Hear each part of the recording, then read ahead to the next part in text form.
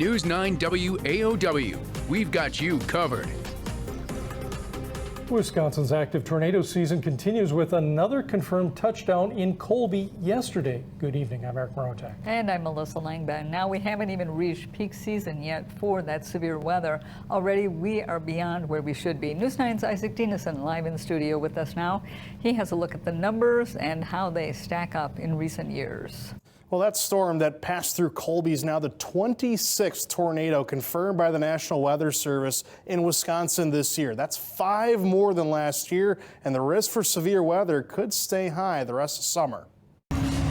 As the Colby area continues its cleanup, it's the latest community to have a tornado run through its town. Monday morning storm being labeled as an EF0 tornado by the National Weather Service. Winds had reached about 70 miles per hour. That 70-mile-per-hour wind speed was based on pictures of the damage that we saw and reports of the damage that we saw. So some damage to siding and some damage to some trees as well in the area. This tornado differing from the one that affected Unity May 21st, which was an EF1. We saw trees uprooted, like a very, very long path through the town, unfortunately, compared to the Colby tornado from yesterday.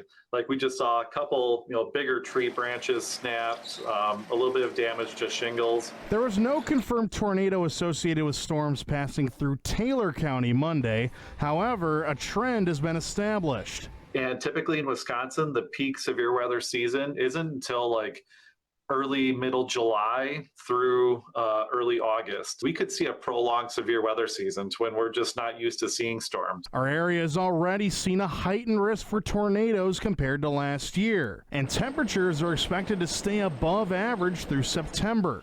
If you haven't already, it's time to put together that severe weather plan. Make sure air conditioning's working. You have plans to check on the elderly or the vulnerable as needed. Again, it's hot, it's summer, it's Wisconsin, we get it. But this is going to be hotter than we're used to. And one step you can take for preparing for severe weather is making a habit to check the forecast every day. That way, if severe weather hits, you can time it out with your plans and adjust as necessary. Live in studio, Isaac Dinesen, News 9 WAOW. Thank you, Isaac. And right along those lines, we are going to bring in Jackson now. Yeah, that storm really kind of came out of nowhere. Powerful one, too. Yeah, we did have that brief tornado. The rest of us seeing gusty winds. Now, we had severe thunderstorm warnings with that as it passed throughout the area. But, of course, no tornado warning as it was very, very brief. As we take a look outside here, this is our weather camera network showing a little bit of a quieter day of sorts. As we take a look outside at Rhinelander, Wausau, Wisconsin Rapids, and Plover. Still seeing very gusty winds out there today, up to about 35 miles per hour at times. Though most of the day has been dry, which has been a nice change of pace from the wet weather. That'll be changing out there late tonight. We're tracking showers and thunderstorms just off to the west. Right now, it looks like a couple of light sprinkles and light showers could be moving into our western counties. A little bit of rain now moving into Ashland County. Behind that, though, is a cold front, and that cold front will be bringing some stronger thunderstorms for late tonight, where we could even have yet another chance of severe weather. Storm Prediction Center has issued a level 1 risk across central Wisconsin, level 2 risk for the northwestern corner of the state for the potential of strong wind development and hail as we head into the overnight hours. Most of these storms not until 10 o'clock and later. Otherwise, we take a look at our day planner. 76 degrees on Wednesday, sprinkles possible. Thursday, yet another chance of rain and storms. We'll let you know when coming up. Thank you, Jackson. Well, people in Stevens Point are abuzz with the news that a well-loved mural may be coming down. It's all because of public safety, but that doesn't mean the city is out of options. News 9's Wyatt Williams has more on the issue and what happens next. People who come to downtown Stevens Point know this mural right here behind me at Buffy's all too well, but many in the community are now fighting for it after some new announced work means it might have to come down. Essentially, we have to find out if the building is structurally sound. It all started when Kimberly Mosick, owner of Buffy's Lampoon, wanted to build a room to honor her late husband. When filing for permits, she noticed problems with the brick wall. The paint used at the time the mural went up sealed off the bricks, trapping moisture inside, causing cracks and other damage. She says the necessary repairs would likely destroy the mural. These are all really old buildings, and I think it's better to find out if it's structurally sound before it falls down like the ones I'm seeing on TV. I don't want anyone to get hurt. And Mosick has a connection with the mural as well. This is my husband's father, Bunsey, and he was really well known in the community because I think he was on the city council and a few things. He was the yard master at the railroad, so a lot of people know him. It's been there, you know, as long as I can remember, forever. Yeah, I don't remember that building without the mural, honestly. Many community members are confused and upset about the possibility of the mural being taken down. It seems a shame to get rid of it. I mean, I don't know how they'd preserve it or anything, but yeah, I don't know. It feels like, you know, it just kind of belongs there. And while feathers may have been ruffled with the situation, some residents don't like it, but acknowledge why it might be done. I think it's sad. It's really cool having a mural full of people from Stevens Point history on, you know, right in downtown, a prominent area. But I understand why it needs to come down. I just wish there was some way that we could preserve it. Plans for the mural and wall are all still completely up in the air, but the community can get involved and weigh in at the next Historic Preservation Commission meeting on June 26th. In Stevens Point, Wyatt Williams, News 9, WAOW. Thank you, Wyatt. And 3 people have been hospitalized after a highway crash today in Lincoln County. The Sheriff's Department says 2 people on a motorcycle were riding on County Highway K in the town of Scott when a car pulled out in front of them. The 2 riders were sent flying. The driver of the car allegedly told police that she thought she had time to turn and try to avoid that motorcycle. The driver of the bike has been life flighted to UW-Madison, while the passenger is at Aspirus, Wausau. Now to an update on a story we brought you last week. The Clark County Sheriff's Sergeant facing child sex crime charges has now been identified. Sergeant Jeremy Chapman was arrested last week in Spencer. He faces multiple felony charges, including threatening victims, child enticement, and sexual exploitation of a child. He is currently out on bond. And the man police arrested for a high-speed chase through Marathon County says he didn't do it. Justin Phillips faces 7 felonies and other charges. Our news partner, WSAU, says Phillips ran a stop sign near Mosinee, and officers gave chase earlier this month. Now, they eventually blew out the tires on the car near Wausau and arrested Phillips. He's jailed on a $100,000 cash bond, facing up to 36 years behind bars if convicted. And a former Wisconsin Rapids school counselor accused of sexually assaulting a student has agreed to a plea deal. Christopher Bondioli pleaded no contest to 1 charge of child enticement and 1 charge of sexual assault by a school member. The judge accepted the plea and found him guilty. Bondioli is due to be sentenced in August. Well, it's safe to say no one likes picking up cigarette butts, but for businesses in the Northwoods, they're now getting creative with their cleaning. Several groups in Rhinelander have created a cigarette ballot box to help keep the streets clean in a rather unique way. News 9's Adriana Daniel explains how it works. Cigarette butts outside of bars and restaurants is nothing new, but local organizations are working to make sure those cigarette butts end up in the right place. This bright yellow box has a special purpose outside of Bucketheads in downtown Rhinelander. It's collecting cigarette butts that would normally land on the ground. A community effort is underway to take someone else's trash and make it into a voting booth. While it's all fun and games, there are real-life rewards. Now the owner and workers at Bucketheads don't have to worry about cleaning up cigarette butts in the morning. I think it draws a bit more awareness, you know, to people instead of just throwing cigarette butts on the ground. Like, just to take your time, put them away, just help keep the Northwoods clean and keep the city clean. Right now they're voting on the best 4th of July celebrations, parades, or fireworks. And it seems fireworks are taking the cake. An owner here says he would definitely support other bars and restaurants in the area getting a ballot box like this one. Reporting in Rhinelander, I'm Adriana Daniel, News 9 WAOW. Tomorrow marks Juneteenth, and state leaders are marking the occasion. We'll take you to Madison for observances and why leaders say it's an important day. And there's concern over a medication shortage in the Northwoods. Find out what it is and what's being done to help those in need. The nation's been dealing with an Adderall shortage since 2022, and that's left pharmacies, especially in rural areas, struggling. Adderall is typically used to treat ADHD, and while the supply has recovered somewhat, it's still lagging behind from where it used to be. A Rhinelander pharmacist tells our news partners at WSAU that it's led to issues with patients who are struggling to get by without their medication. Some are even losing their jobs. actually checking out with other pharmacies who didn't have it either, couldn't get it. Now what she said was that she lost her job because she couldn't focus. The FDA is working with other drug manufacturers to try and pick up the production slack. However, they say they have to keep a tight hold on the supply due to the possibility of abuse. Governor Tony Evers and the Wisconsin Legislative Black Caucus joined together in the celebration of Juneteenth, letting a flag honoring the federal holiday fly above the Capitol. And the governor says he's proud to be a part of recognizing the holiday even before President Joe Biden signed it formally into law in 2021. But he says the push for equality must continue. He also called the disparities Black Wisconsinites face unacceptable and pledged to continue to fight for them and everyone here in Wisconsin. A creature is spotted on top of a Northwoods building, but it's not a monster attack. Instead, it's all in support of breeding. We'll explain. And it is the season for garage sales. Find out why one community is advising caution to those who travel to the area. You're watching News 9 WAOW at 6 with Melissa Langbin, Eric Morotek, meteorologist Jackson Garlock, and sports director Keegan Hewitt. News 9 at 6 continues. Welcome back. Cronenwetter's annual community-wide garage sale is set to kick off this weekend, and you might be able to find more than just a good deal.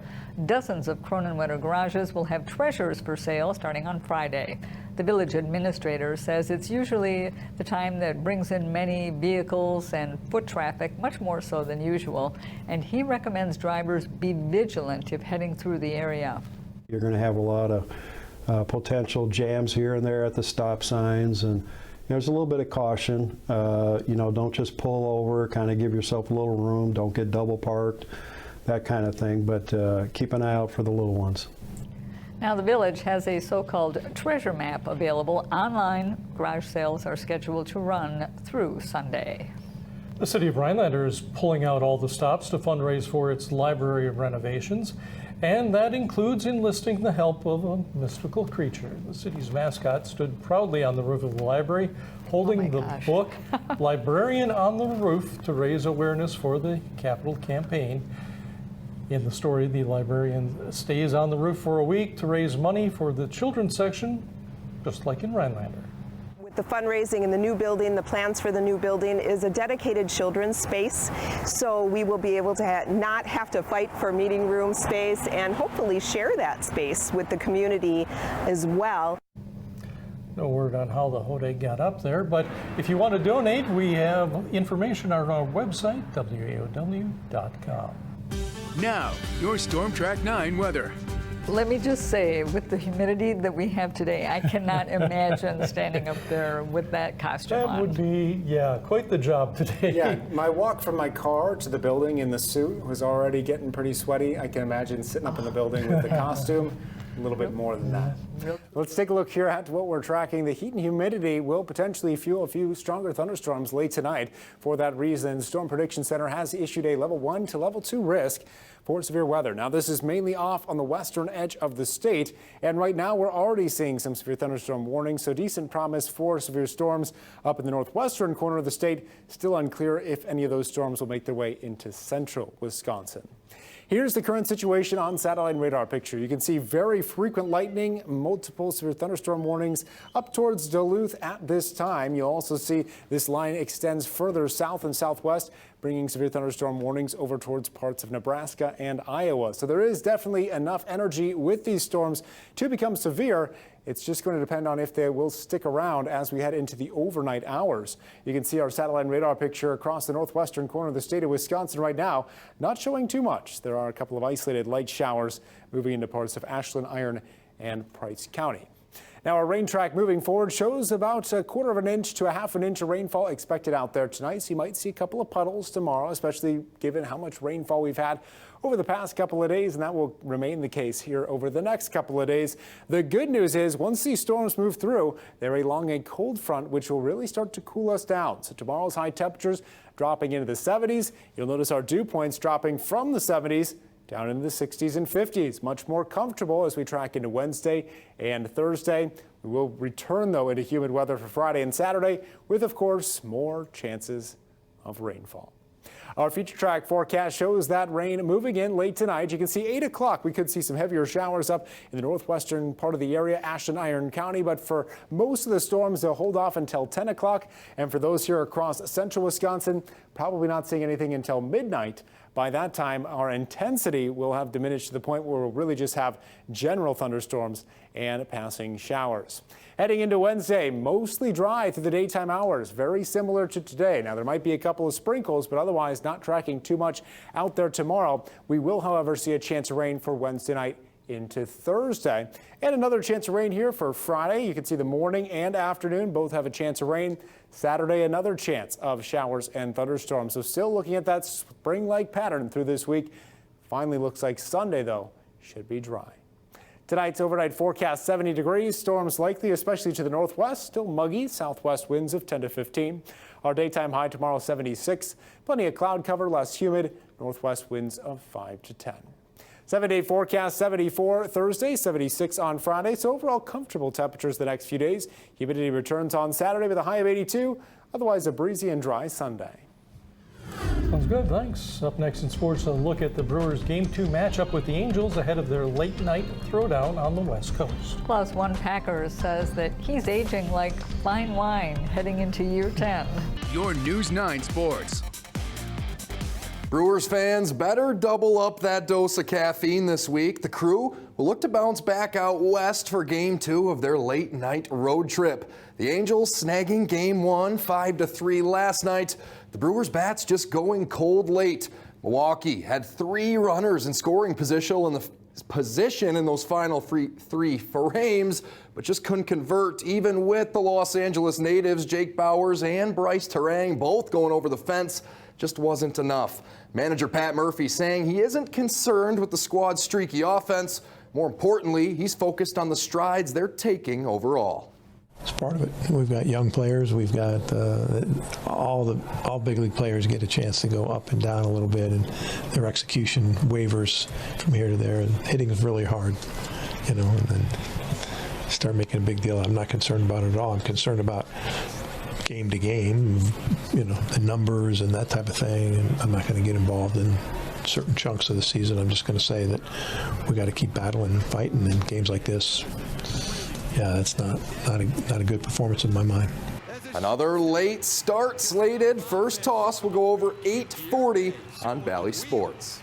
Packers defensive lineman Preston Smith has never worried about the age on his NFL biography, not in year 1 and certainly not now heading into year 10.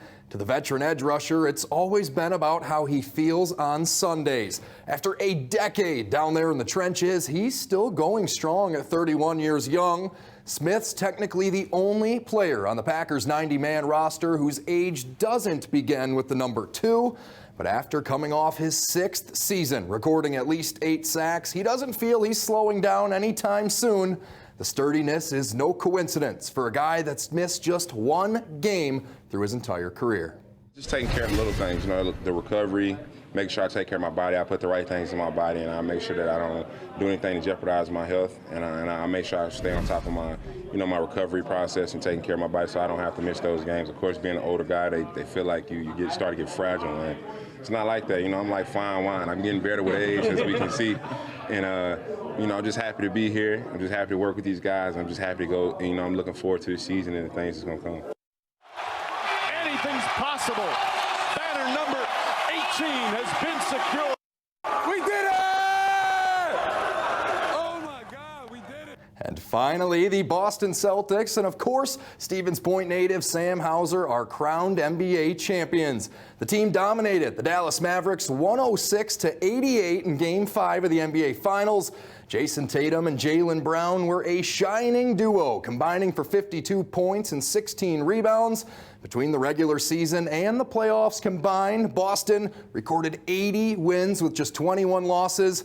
Now going down as one of the best teams in NBA history. That'll be it for sports. Eric, Melissa, back over to you. Thank you very much, Keegan. Appreciate it. Quick check in the forecast. Well, it looks like tomorrow should be mostly dry, but we are tracking rainfall tomorrow night, and of course, we're tracking thunderstorms tonight as well. All right, and that's it for us. Have a great evening.